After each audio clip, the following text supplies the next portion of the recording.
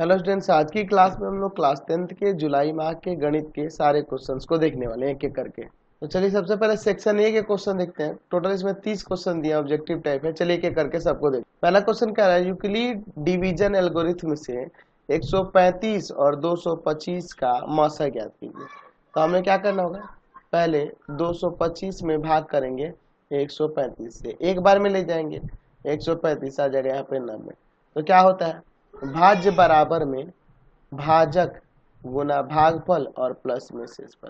शेषफल शून्य नहीं है तो फिर अब क्या करें, भाजक को और भाग शेषफल को लेकर फिर भाग करेंगे 90 से, किस में 135 में। एक बार में जाएगा 90 या 45 आ जाएगा, तो गुना में एक और प्लस में 45। अभी भी शेषफल शून्य है यार, इधर 90 को ले लेंगे और इधर 45 को। दो बार में शेषफल 0 आ जाएगा ना जी, यानी कि ये जो भाजक होगा यही आपका मौसा हो जाएगा, बी नंबर। 2 नंबर क्वेश्चन कह रहे हैं, यदि एक्स और वाई चर में दो रैखिक समीकरण के आलेख रेखा जो है एक बिंदु पर प्रतिच्छेद करे तो उसका हल होगा। तो हम लोग जानते हैं कि जब रेखाएं एक बिंदु पर प्रतिच्छेद करे तो उसके अद्वितीय हल होते हैं। ए नंबर। क्वेश्चन नंबर 3 देखिए, रैखिक समीकरण युग्म a1x plus b1y plus c1 बराबर 0 तथा a2x plus b2y plus c2 equal to 0 के अनंत हल होंगे। यदि कब अनंत हल होते हैं, तो a1/a2 बराबर b1/b2 बराबर c1/c2 जब रहता है। क्वेश्चन नंबर 4 देखिए, रैखिक समीकरण युग्म में दिया गया है x minus Y equal to 8 तथा 3x minus 3y equal to में 16 के आलेख कैसे होंगे। तो देखो x का गुणांक यहाँ 1 है और यहाँ 3 है, तो 1/3। यहाँ -1, यहाँ -3, और -1/-3 यानी ये भी 1/3 हुआ। तो a1/a2 b1/b2 के बराबर 8/16। तो 8/16 कट के 1/2 ना हो जाएगा, लेकिन c1/c2 के बराबर नहीं है। तो ये कैसा होगा, समांतर रेखा हो जाएगी। अगला कह रहा है साइन 30 प्लस कॉसेक 30 का मान। साइन 30 का होता है 1/2 और कॉसेक 30 का होता है 2। एलसीएम ले लेते हैं, 2 आ जाएगा 1 और प्लस का 4, यानी आ जाएगा यहाँ से 5/2, डी नंबर। क्वेश्चन नंबर 6 कर रहा है, यदि साइन थीटा कॉस थीटा के बराबर तो थीटा का मान। तो ये थीटा के किस मान के लिए साइन और कॉस बराबर होते हैं, तो 45 डिग्री के लिए दोनों बराबर होते हैं। समय 7 देखिए, कॉस थीटा का मान किसके लिए इक्वल होगा इसमें।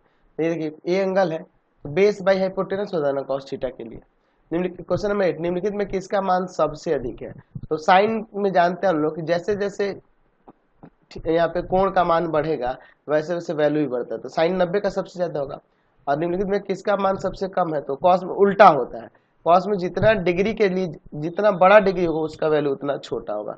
तो यानी कॉस 60 का सबसे छोटा होगा, जानते हैं 1/2 यानी कि 0.5 सबसे छोटा यही होगा। अगला देखिए क्वेश्चन नंबर 18, सेक 45 प्लस कॉट 30 का मान। तो सेक 45 का मान √2 और कॉट 30 का मान √3, यानी कि ये डी नंबर हो जाएगा ना। क्वेश्चन नंबर 11 देखिए, ये दो बिंदुओं के बीच की दूरी पूछ रहा है, तो दूरी सूत्र लगाइए। क्या आता है, रूट अंडर इनके एक्स नियामकों के बीच का अंतर और प्लस में वाई नियामकों के बीच के अंतर का वर्ग, ये ना करते हैं जी। तो रूट अंडर 2 का स्क्वायर और प्लस में -2 का स्क्वायर, यानी आ जाएगा रूट अंडर 4 + 4 यानी कि √8। √8 का मतलब यहाँ 2√2 से है, यानी हो जाएगा बी नंबर। क्वेश्चन नंबर 12 देखिए, दो बिंदु दिए इनके बीच की दूरी, यहाँ भी दूरी सूत्र लगाते हैं। क्या हो जाएगा, 0 - a साइन थीटा का स्क्वायर और प्लस में a कॉस थीटा -0 का स्क्वायर। 0 घटाने से कोई फर्क पड़ेगा नहीं, यहाँ आ जाएगा स्क्वायर होगा तो प्लस का a square sine square theta और प्लस में a square cos square theta, ये ना होगा जी। चलिए तो यहाँ से ए स्क्वायर कॉमन कर लेते हैं। ए स्क्वायर कॉमन करेंगे तो अंदर आ जाएगा साइन स्क्वायर थीटा और प्लस में cos square. Sine square theta plus cos square theta का वैल्यू 1, तो रूट अंडर ए स्क्वायर में 1 से मल्टीप्लाई होगा यानी रूट अंडर ए स्क्वायर। रूट अंडर ए स्क्वायर है तो इसका वैल्यू ए आ जाएगा ना, यानी ए नंबर हो जाएगा। क्वेश्चन नंबर 13, समकोण त्रिभुज का लंब आधार और कर्ण के बीच में संबंध होते हैं। तो हम लोग जानते हैं कि कर्ण का वर्ग आपके लंब के वर्ग प्लस आधार के वर्ग के बराबर होता है। क्वेश्चन नंबर 14 देखिए, दो बिंदु दिए इनके बीच की दूरी पूछ रहा है, तो वही दूरी सूत्र रूट अंडर क्या हो जाएगा, -a का स्क्वायर और प्लस में -b का एक्स, रूट अंडर एक्स के नियामकों के अंतर का वर्ग और रूट प्लस में वाई के नियामकों के अंतर का वर्ग, यानी -2a का स्क्वायर और प्लस में -2b का स्क्वायर। यहाँ से आ जाएगा रूट अंडर 4a स्क्वायर और प्लस में 4b स्क्वायर। 4 कॉमन कर लो, तो 4 कॉमन करें तो root under a square plus b square है ना। तो ये 4 बाहर निकलेगा तो 2 हो जाएगा ना, तो 2 root under a square plus b square. Option में देखिए बी नंबर। अगला देखिए इसका मान पूछ रहा है, साइन 60 का वैल्यू जानते हैं √3/2, कॉस 45 का 1/√2 और कॉसेक 45 का √2। √2 से √2 कट जाएगा, √3/2 ना आ जाएगा। अगला 16 नंबर कह रहा है सभी वृत्त और वर्ग क्या होते हैं, तो ये हम लोग जानते हैं समरूप होते हैं, क्योंकि उनके आकार जो होते हैं समान होते हैं, शेप एक जैसे होते हैं इसलिए। क्वेश्चन नंबर 17 देखिए, यदि त्रिभुज A B C D E F में, यहाँ देखिए क्या कह रहा है, चलिए मैं पहले यहाँ पे त्रिभुज बना लेता हूँ, ए बी सी त्रिभुज और डी ई एफ यहाँ पे त्रिभुज बना लेते हैं। ठीक है, ध्यान से देखिएगा, ए बी सी और त्रिभुज है डी ई एफ। कह रहा है एंगल ए जो है एंगल डी के बराबर है, एंगल बी जो है एंगल ई के बराबर है ना, और एंगल सी जो है एंगल एफ के बराबर है। तो संगत कोण बराबर है, तो त्रिभुज ए बी सी समरूप नहीं हो जाएगा त्रिभुज डी ई एफ के। तो जब त्रिभुज समरूप हो गया तो हमें पता है कि इनके संगत भुजाओं का अनुपात बराबर होगा। तो पूछ रहा है ए बी बटा डी किसके बराबर होगा, ए बी बटा डी, तो देखो संगत भुजा ही ना ए बी और डी, तो किसके बराबर होगा, ये बी सी और बटा में ई एफ, और फिर क्या हो जाएगा सी ए और बटा में एफ डी। तो देखो तो इसमें ऑप्शन में दिया ए नंबर ही ना दिया हुआ है यहाँ पे, देख लो। अगला क्वेश्चन 18 नंबर, थीटा केंद्रीय कोण वाला त्रिज्या खंड का क्षेत्रफल, तो जानते हैं थीटा बटा 360 गुना पाई आर स्क्वायर होता है। क्वेश्चन नंबर 19 देखिए, केंद्रीय कोण 60 डिग्री तथा त्रिज्या 84 सेंटीमीटर वाले त्रिज्या खंड के चाप की लंबाई पूछ रहा है। तो हम लोग जानते हैं चाप की लंबाई के लिए सूत्र, चाप की लंबाई के लिए क्या जानते हैं सूत्र जी, थीटा बटा में 180 डिग्री इंटू में पाई आर। तो थीटा यहाँ पे 60 डिग्री दिया है, बटा में 180 डिग्री, पाई का मान होता है 22/7 और त्रिज्या यहाँ पे दिया हुआ है 84 सेंटीमीटर। अब ये काट दो 3 बार में, 7 से काट दो 84 को 12 बार में, 3 से कट जाएगा 12, 4 बार में, तो 22 चौक कितना आ जाएगा 88 सेंटीमीटर यहाँ पे चाप की लंबाई होगी। क्वेश्चन नंबर 20 देखिए, आर त्रिज्या वाले अर्धवृत्त की परिमिति यानी पेरीमीटर, तो ये आपका क्या होगा, ये परिधि होता है और ये त्रिज्या हो गया, तो ये भी आर त्रिज्या। तो ये यहाँ पे परिमिति पूछा पेरीमीटर, यानी कि ये परिधि पाई आर और प्लस में ये वाली त्रिज्याएं भी, यानी कि दो त्रिज्याएं 2r, तो पाई आर प्लस का 2r यानी सी नंबर हो जाए। क्वेश्चन नंबर 21 क्या कह रहा है, यदि समबाहु त्रिभुज की प्रत्येक भुजा की लंबाई 2 गुनी कर जाए तो क्षेत्रफल में क्या वृद्धि, तो समबाहु त्रिभुज के क्षेत्रफल 3/4 भुजा का स्क्वायर होता है ना जी। तो भुजा जब 2 गुना करेंगे तो इसका स्क्वायर हो जाएगा 4 गुना ना बढ़ जाएगा। चलिए क्वेश्चन नंबर 22 देखिए, बहुलक किसके बराबर, हम लोग बहुलक जानते हैं 3 गुना माध्यिका माइनस 2 गुना मध्यमान के बराबर होगा। क्वेश्चन नंबर 23, संचयी बारंबारता सारणी का उपयोग, तो संचयी बारंबारता का प्रयोग हम लोग माध्यिका निकालने के लिए करते हैं। ठीक है, क्वेश्चन नंबर 24 देखिए, यदि किसी आंकड़े का मध्यमान और माध्यिका क्रम से दिया हुआ है तो उसका बहुलक, तो हम लोग फॉर्मूला जानते हैं कि बहुलक जो होता है बराबर होता है 3 गुना में माध्यिका यानी कि 9 माइनस 2 गुना में माध्य यानी कि 8.9। चलिए ये 27 हो जाएगा और ये आपका कितना हो जाएगा 9 दूना 18, 8.16 17, यानी कि आ जाएगा 9.2, आपका सी नंबर हो जाएगा। अगला क्वेश्चन देखते हैं, यहाँ पर हम लोग इसको 25 नंबर को, प्रथम 8 अभाज्य संख्याओं की माध्यिका, तो एक काम करो, अब 8 अभाज्य संख्या लिखिए, 2 है, 3 है, 5 है, 7 है, 11 है, 13 है, 17 है और 19 है, टोटल हो गई ना 8, 3 3 6 2 8। बीच वाली ये 2 जो है इनको जोड़ कर 2 से भाग कर देंगे, यानी कि 18/2 कट के 9 आ जाएगा ना, यहाँ पे आपकी माध्यिका 9 हो जाएगी।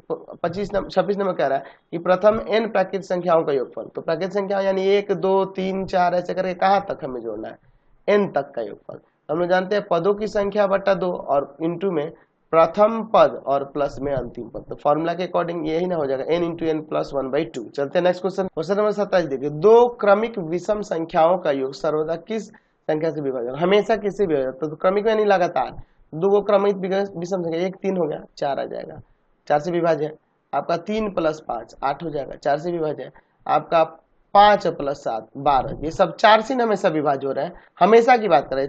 अब जैसे 12 है तो ये तो 6 से विभाज्य, लेकिन ये सब नहीं ना हो रहा है, हमेशा होना चाहिए, तो 4 से होगा। 2 परिमेय संख्याओं का गुणनफल, तो 2 परिमेय संख्या कैसी भी हो गुना करेंगे तो हमेशा परिमेय ही आएगा। अगला इसका मान पूछा sin 30 इंटू कॉस 30 का, sin 30 का आपको पता है 1/2 और cos 30 का √3/2 यानी कि √3/4 आ जाएगा। अगला 30 नंबर क्या रहा है, 2 समरूप त्रिभुजों की संगत भुजाएं होती है, तो संगत भुजाएं जो होती है वो समानुपाती होती है, ये नंबर इसका आंसर हो जाएगा। चलिए अब हम लोग सेक्शन बी के क्वेश्चन को देखते हैं, लघु उत्तरीय प्रश्न है, टोटल 10 क्वेश्चन दिए गए, एक एक करके सभी को देखेंगे हम लोग। क्या रहा है क्वेश्चन नंबर 1, यूक्लिड भाग एल्गोरिथम से 867 और 255 का मौसा ज्ञात कीजिए।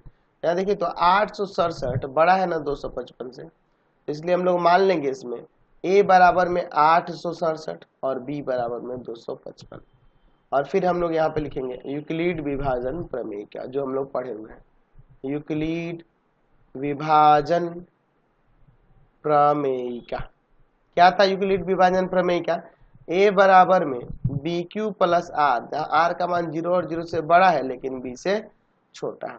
तो यहाँ अब क्या लेंगे, पहला चरण लेंगे। पहले चरण में इधर 867 और बराबर में 255। अब इसे इसमें भाग करेंगे, 255 से 867 में कितना बार में ले जाएंगे, 3 बार में लेकर चले जाते हैं।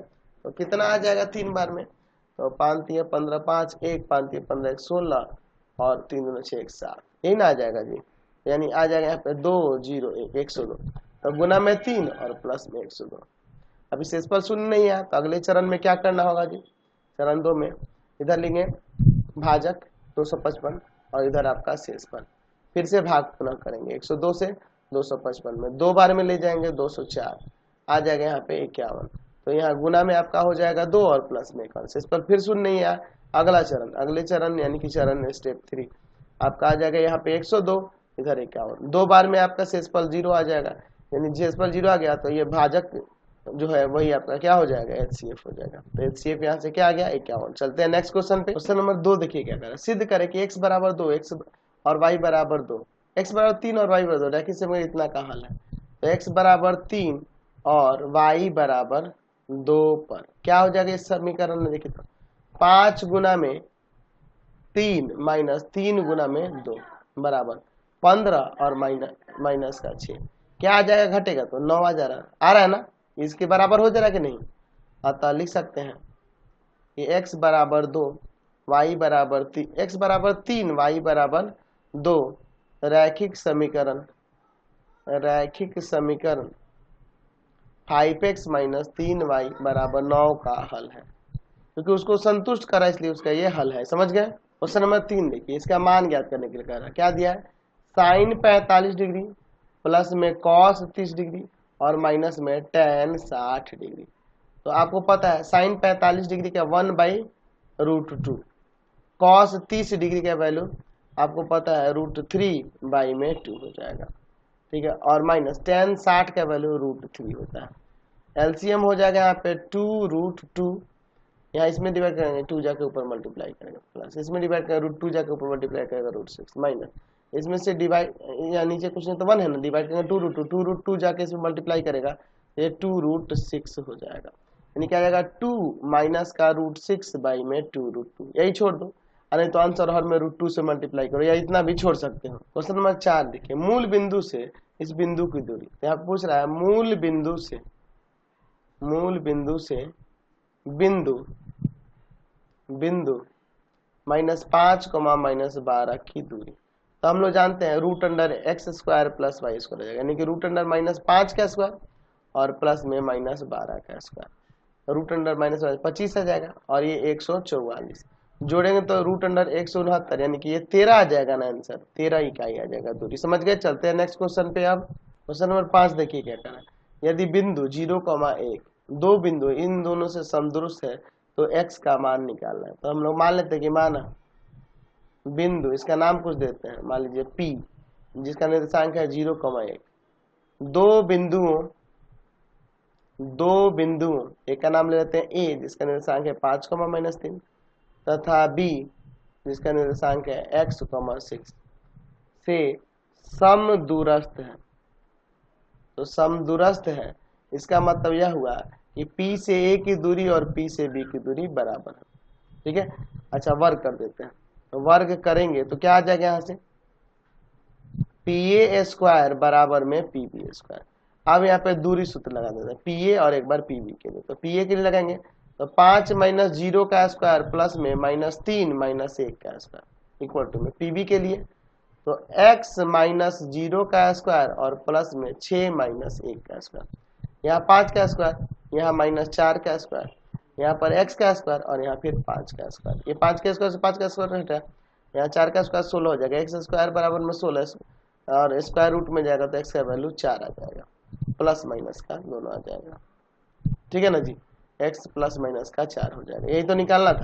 चलिए क्वेश्चन नंबर 6 देखिए, साइड एंगल साइड्स समरूपता प्रमेय के कथन को लिखना है। तो हम लोग यहाँ लिख सकते हैं, यदि एक त्रिभुज की दो भुजाएं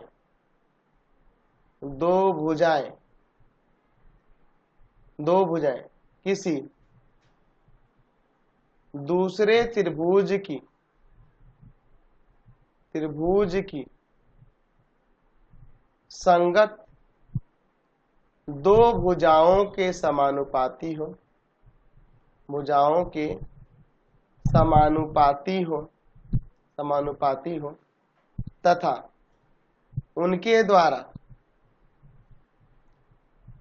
अंतरित कोण बराबर हो तो त्रिभुज समरूप होते हैं, यही ना लिखना था।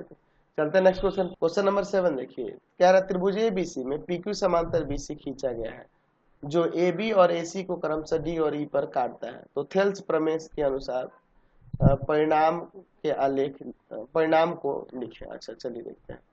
एक त्रिभुज में बना लेता हूँ, ठीक है, ABC, ठीक है। इसमें क्या है, क्या है आपका, कह रहा है कि एक PQ है जो क्या है, यहाँ समांतर है BC के, ये PQ मान लेते हैं, ये PQ है जो समांतर है BC के और जो D और E पर AB और AC को काटता है, ठीक है, काट रहा है।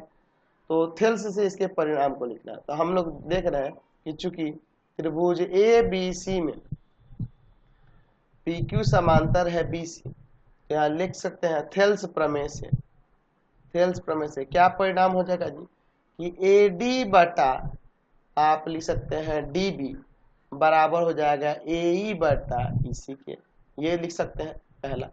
दूसरा परिणाम ये भी तो लिख सकते हैं AD बटा में, है ना, AD बटा में AB बराबर में AE बटा में AC। जैसे इधर अनुपात लेंगे वही अनुपात उधर भी दिखा सकते हैं, ऐसे आप परिणाम को लिख सकते हैं। क्वेश्चन नंबर 8 देखिए।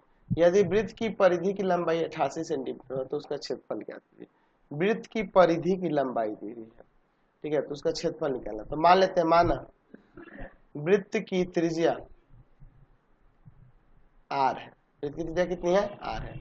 तो वृत्त की परिधि दिया हुआ है, वृत्त की परिधि कितना दिया है जी, परिधि 88 सेंटीमीटर। क्या होता है परिधि, 2 पाई r ना, बराबर में 88 सेंटीमीटर।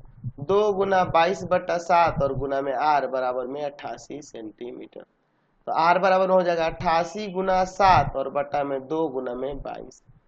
22 से काट देते हैं यहाँ पे 4 बार में, है ना, 22 चौका 88 और इसको काट 2 बार में, तो r का मान 14 सेंटीमीटर। तो वृत्त का क्षेत्रफल निकालना है जी। तो वृत्त का क्षेत्रफल होता है पाई r स्क्वायर। तो पाई का मान 22/7, r का मान 14 और गुना में 14 सेंटीमीटर स्क्वायर। कितना आ जाएगा, 7 से काट देंगे तो 14, 22 दूना 44 और 44 में गुना कर देंगे अगर हम 14 से, तो आपका आ जाएगा यहाँ से 616 सेंटीमीटर स्क्वायर, ये ना होगा। चलते हैं नेक्स्ट क्वेश्चन पे। कह रहा है क्वेश्चन नंबर 9, निम्न वर्ग अंतराल के लिए संचयी बराबरता सारणी बनाए। अच्छा तो एक काम करना, मैं ऐसे ही इसी में बना दे रहा हूँ, ठीक है, आप पूरा बनाना, ठीक है, आप पूरे को बनाना, ऐसे नहीं लिखना। जैसे मैं लिख रहा हूँ वैसे मत करना, आपको ये वर्ग अंतराल भी लिखना होगा, बारंबारता भी लिखना होगा और फिर संचयी बारंबारता भी लिखना होगा, ठीक है।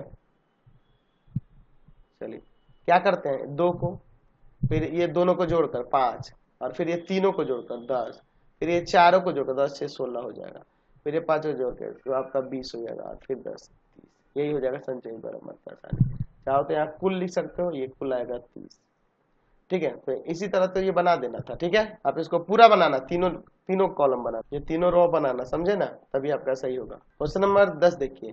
त्रिभुज एबीसी में डी समांतर है बीसी, डी समांतर है बीसी। एडी का मान दिया है 5 सेंटीमीटर, एबी का मान यानी कि यहाँ से यहाँ टोटल दिया है 12 सेंटीमीटर, एई का मान दिया है 4 सेंटीमीटर। तो एसी निकालने के लिए कह रहा है।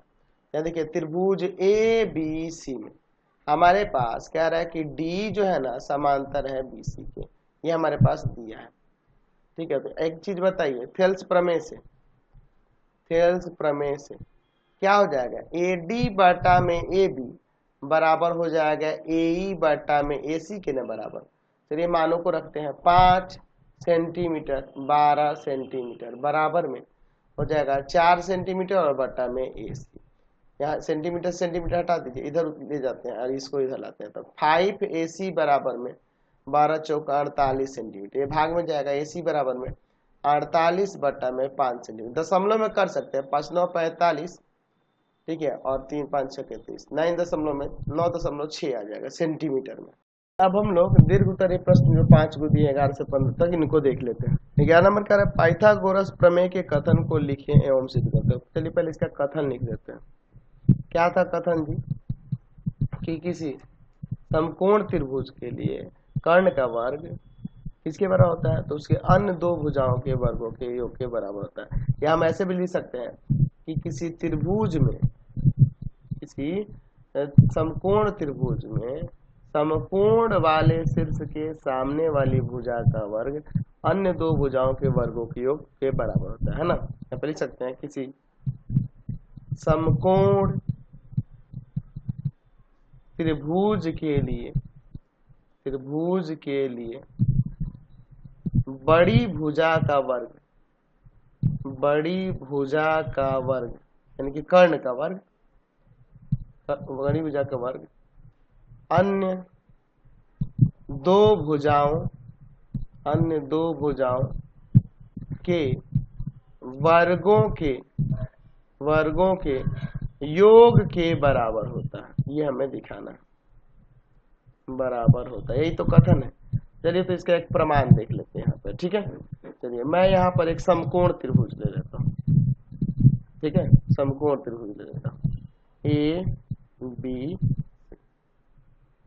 समकोण। हमारे पास क्या दिया है? दिया हुआ है त्रिभुज ए बी सी में एंगल बी जो है 90 डिग्री का है। तो सिद्ध करना है कि इसमें देखिए जो समकोण हो रहा है इसके सामने वाली ना भुजा बड़ी होगी, तो यानी कि AC का वर्ग AB स्क्वायर और प्लस में BC स्क्वायर के बराबर होगा। यही हमें सिद्ध करना है। इसमें थोड़ी सी रचना करने वाले हैं। रचना में क्या करते हैं हम लोग ना, इस समकोण वाले शीर्ष से कर्ण पर लंब डालते हैं, ठीक है, कर्ण पर लंब डालते हैं और इसको डॉटेड कर देते हैं, ठीक है। इसका नाम यहाँ कुछ देते हैं, मान लीजिए डी। हमने रचना में क्या किया? BD लंब AC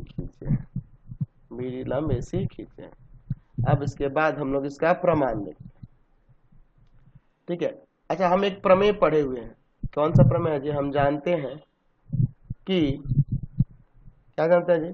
कि समकोण त्रिभुज के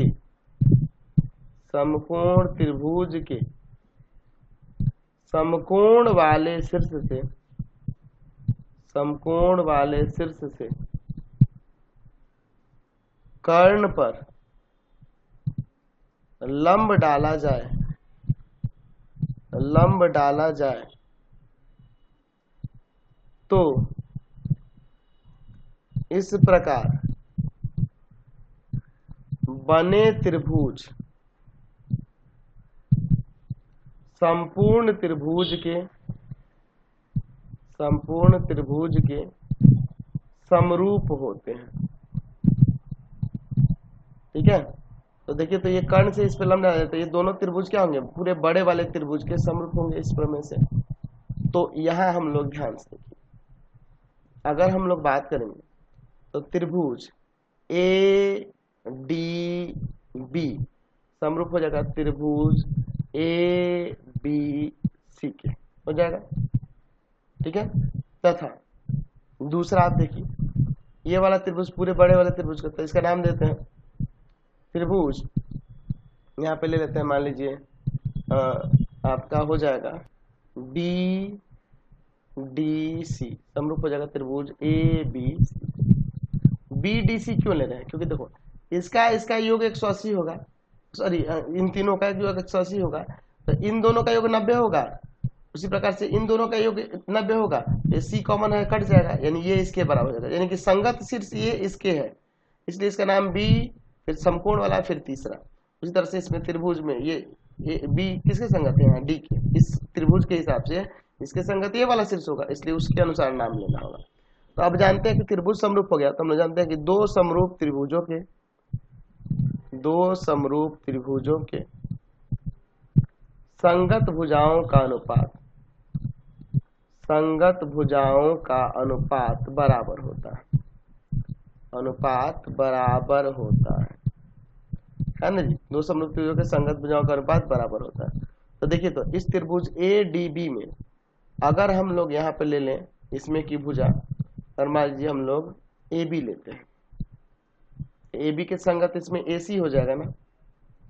अच्छा, इस वाले त्रिभुज में अगर हम लोग इस वाले त्रिभुज में AD ले लें, इसमें AB लेना पड़ जाएगा ना, क्रॉस मल्टीप्लाई करते हैं तो AB स्क्वायर किसके बराबर हो जाएगा, AC इंटू में AD, पहला समीकरण मान लीजिए। उसी तरह इस त्रिभुज के लिए देखिए, अगर आप इस त्रिभुज में BC ले लेते हैं, इसके संगत यहाँ पे क्या होगा, BC के संगत AC हो जाएगा बराबर में। अगर इसमें BD इसमें आप CD ले लो तो इसके संगत ये BC हो जाएगा, यानी आ जाएगा यहाँ से BC स्क्वायर बराबर में AC इंटू में CD, दोनों को गुना कर देते हैं, ठीक है, सॉरी जोड़ देते हैं। समीकरण 1 तथा 2 को जोड़ने पर, जोड़ क्यों रहे, क्योंकि हमें देखना है जोड़ने पे AB स्क्वायर और प्लस BC स्क्वायर, यहाँ जो प्रूव करना है वो आ जाएगा, AB square plus BC square बराबर में AC इंटू में AD और प्लस में AC इंटू में CD। अच्छा देखो, तो इसमें से AC कॉमन कर लोगे तो यहाँ AD प्लस का CD आ जाएगा। आप फिगर में देखो, यहाँ ऊपर ये था AD और CD मिलके पूरा AC ना हो जाएगा। चलिए, तो अब यहाँ लिख सकते हैं AB स्क्वायर प्लस में BC स्क्वायर बराबर में AC और इंटू में AC स्क्वायर हो जाएगा। AB square plus BC square किसके बराबर हो गया, AC स्क्वायर। यही ना मैं प्रमाणित करके दिखाना था, तो हमने यहाँ पे ये प्रमाणित कर दिया। चलते हैं नेक्स्ट क्वेश्चन पे। अगला क्वेश्चन देखिए 12 नंबर, cos 30 का मान ज्यामिति की सहायता से निकालें। चलिए, तो हम लोग ज्यामिति की सहायता से निकालते हैं। पहले मैं एक त्रिभुज बना लेता हूँ ABC, एक्चुअल में ये समबाहु त्रिभुज मान लेते हैं। माना त्रिभुज ABC एक समबाहु त्रिभुज है, समबाहु त्रिभुज है, ठीक है। अच्छा, एक काम करते हैं, इस पर एक लंब खींचते हैं, AD लंब BC, AD लंब है BC पर। तो चूंकि ये लंब है और समद्विबाहु है, तो समद्विबाहु में आपको पता है कि ये दो बराबर भागों में बंट जाएगा। हम लोग ये भी मान लेते हैं कि माना यहाँ AB बराबर BC बराबर AC बराबर 2A, प्रत्येक भुजा हमने क्या ले लिया, 2A ले लिया। ये भी 2A हो जाएगा, ये भी 2A हो जाएगा, तो ये AA ना हो जाएगा, क्योंकि लंब खींचे हैं तो यहाँ से लंब जो होगा वो लंब समद्विभाजक भी होता है, माध्यिका का भी काम करता है समबाहु में। AB बराबर में CD बराबर में हाफ ऑफ क्या हो जाएगा, BC, यानी कि यहाँ से BD बराबर CD बराबर में 1/2 इंटू में 2A कट जाएगा, A आ जाएगा। BD बराबर में CD बराबर में A, ठीक है। अब यहाँ पे देखिए, अगर त्रिभुज ABD में बात करें तो यहाँ से AD की लंबाई रूट अंडर किसके बराबर हो जाएगा जी, तो ये हो जाएगा आपका AB का स्क्वायर और माइनस में BD का स्क्वायर, तो रूट अंडर 2A का स्क्वायर और माइनस में A का स्क्वायर, तो यानी कि 4A square minus A square, ये ना होगा, घटेगा तो आ जाएगा रूट अंडर 3A स्क्वायर, यानी कि यहाँ से AD की लंबाई आ गई रूट अंडर 3 स्क्वायर से रूट हट जाएगा, यानी आ गया रूट अंडर 3A। चलिए, अब देखिए, चूंकि समबाहु त्रिभुज का प्रत्येक कोण कितना डिग्री का होता है, 60 डिग्री का होता है, 60 डिग्री का होता है, तो प्रत्येक 60 होगा, ये 60 होगा। अच्छा, ये पूरा 60 होगा तो इतना 30 ना हो जाएगा, ठीक है। समबाहु त्रिभुज है तो उसमें एंगल BAD बराबर में एंगल CAD और बराबर क्या आ जाएगा, 30, क्योंकि एक्चुअल में लंब है ना, तो AD लंब है अगर BC पर तो माध्यिका का भी काम करेगा, कोण का समद्विभाजक का भी काम करेगा, ठीक है, उससे कोई दिक्कत नहीं है ना। चलिए, तो अब ये तो हो गया। अब हमें निकालना है cos 30 डिग्री का वैल्यू, तो cos 30 डिग्री यह कोण लेंगे तो आधार ये हो जाएगा और यह कर्ण ये हो जाएगा, यानी कि AD और बटा में AB हो जाएगा, यानी आ जाएगा यहाँ पे रूट अंडर 3A और बटा में 2A, A से A कट गया, रूट 3/2, यही ना मैं साबित करके दिखाना था, यही मान निकालना था हमें क्वेश्चन नंबर 13 है, क्या ये बिंदुएं जो दी गई हैं एक त्रिभुज का निर्माण करती हैं? यदि हाँ त्रिभुज का निर्माण करें तो त्रिभुज किस प्रकार का होगा, यानी उसकी प्रकृति बतानी। तो हम लोग मान लेते हैं कि माना ए 3,2, बी -2 -3 तथा सी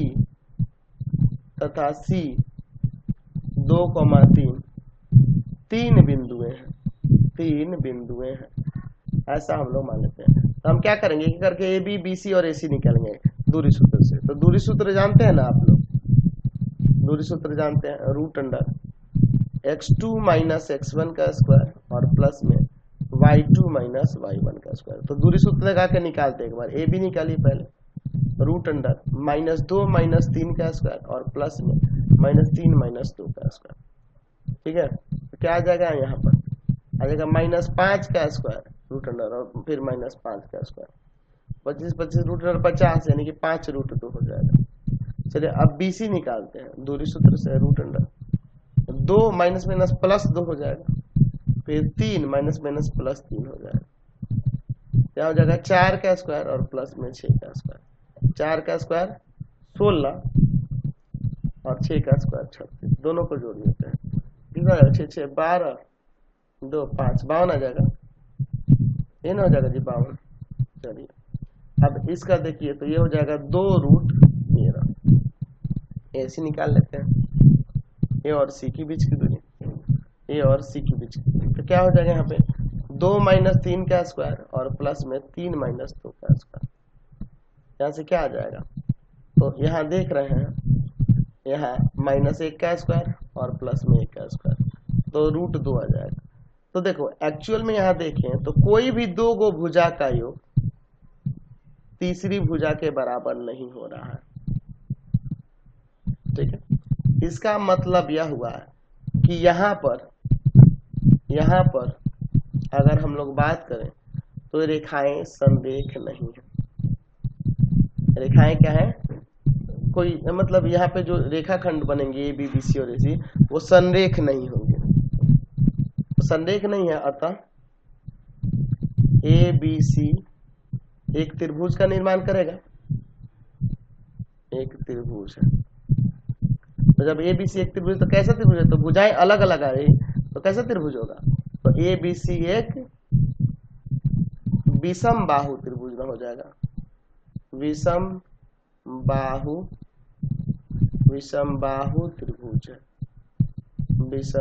त्रिभुज है।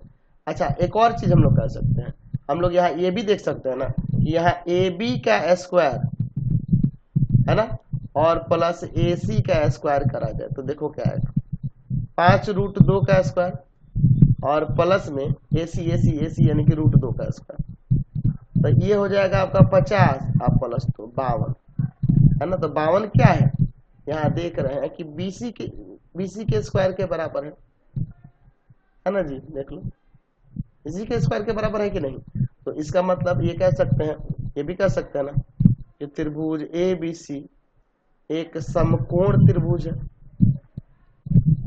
समकोण त्रिभुज बन रहा है, तो समकोण त्रिभुज ही है ऐसा लिखिएगा। ठीक है ना जी, इसको लिखने की जरूरत नहीं, क्योंकि एक हमें त्रिभुज मिल गया ना, कैसा, तो समकोण त्रिभुज है।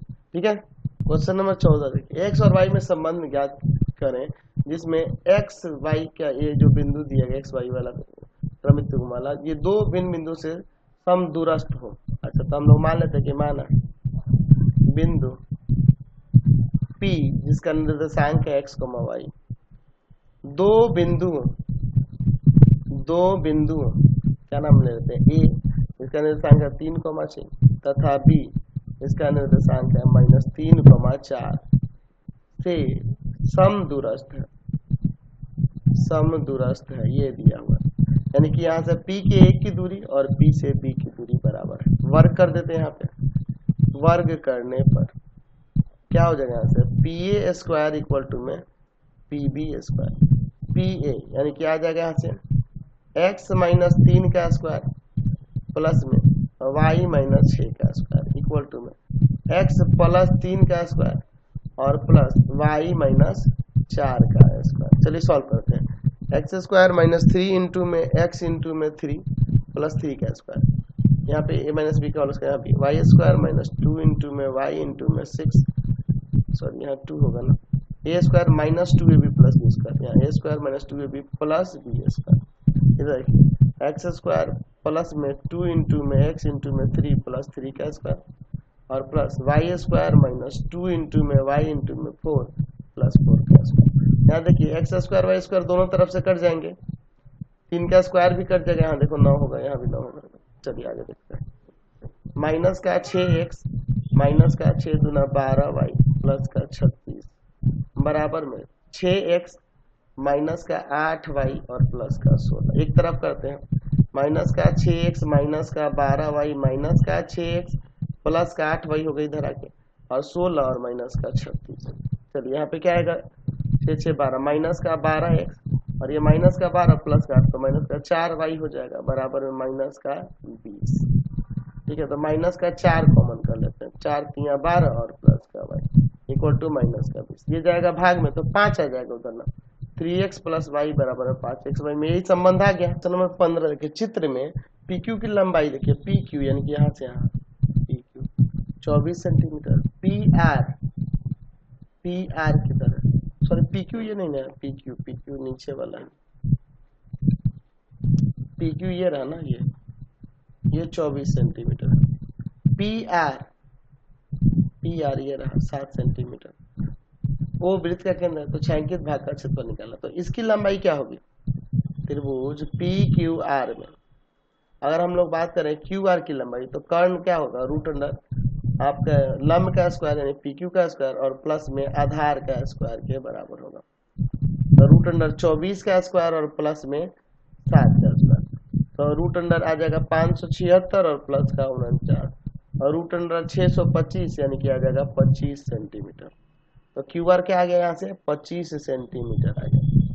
तो इस वृत्त की त्रिज्या क्या हो जाएगी, वृत्त की त्रिज्या उस QR की आधी ना हो जाएगी जी, QR बटा में 2 यानी कि 25 बटा में 2 सेंटीमीटर। हमें छायांकित भाग का क्षेत्रफल चाहिए, छायांकित भाग का क्षेत्रफल, छायांकित भाग का क्षेत्रफल, उसके लिए क्या करना होगा, तो हम इस अर्धवृत्त के क्षेत्रफल से इस त्रिभुज का क्षेत्रफल घटा देंगे, लिख सकते हैं कि अर्धवृत्त का क्षेत्रफल माइनस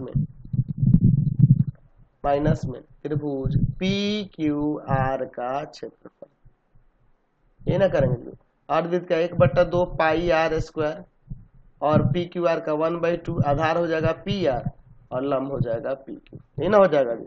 चलिए अब इनके वैल्यू को रख देते हैं, 1/2 पाई की जगह 22/7, R का मान है आपके पास 25/2 गुना में 25/2 सेंटीमीटर स्क्वायर माइनस 1/2 ये है 7 और ये है आपके पास 24 सेंटीमीटर स्क्वायर, ये 2 से कट जाएगा 12 बार में, यहाँ देखिए 2 से काटते हैं 22 को 11 बार में, तो 25 में 25 से करेंगे 625 और 625 और गुना में 11, तो 625 में 11 से गुना कर दोगे तो आ जाएगा 6875 और बटा में नीचे 7 गुना 14 14 गुना 28 और माइनस का 12×7 = 84 सेंटीमीटर स्क्वायर।